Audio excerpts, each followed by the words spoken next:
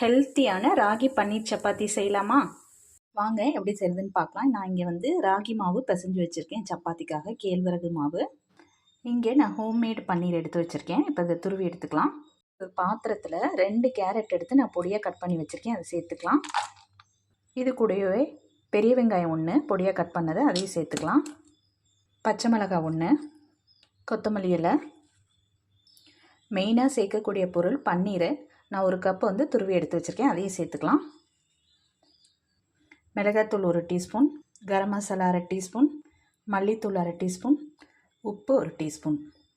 இதை இப்போ நல்லா மிக்ஸ் பண்ணி எடுத்துக்கலாம். தண்ணி தெளிக்காமல் இந்த மாதிரி மிக்ஸ் பண்ணி எடுத்து வச்சுக்கிங்க.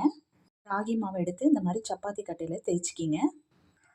ஸ்டஃபிங்க்கு நம்ம பன்னீர், கேரட்டு, வெங்காயம் எல்லாம் கலந்து வச்சுருந்தோம்ல, அதை எடுத்து நம்ம இப்போ வச்சுக்கலாம். இந்த மாதிரி வச்சதை திரும்ப மடித்து நம்ம தேய்ச்சி எடுத்துக்கலாம். தோசை தவாவில் போட்டிருக்கேன். இப்போ 1 டீஸ்பூன் நம்ம எண்ணெய் ஊற்றிக்கலாம். ஒரு சைடு வெந்தோடனே திருப்பி போட்டுக்கலாம். ஹெல்த்தியாக ராகி பன்னீர் சப்பாத்தி ரெடி ஆயிடுச்சு. நான் இங்கே தயிர் வச்சுருக்கேன். நீங்களும் ட்ரை பண்ணி பார்த்துட்டு கமெண்ட் பண்ணுங்கள்.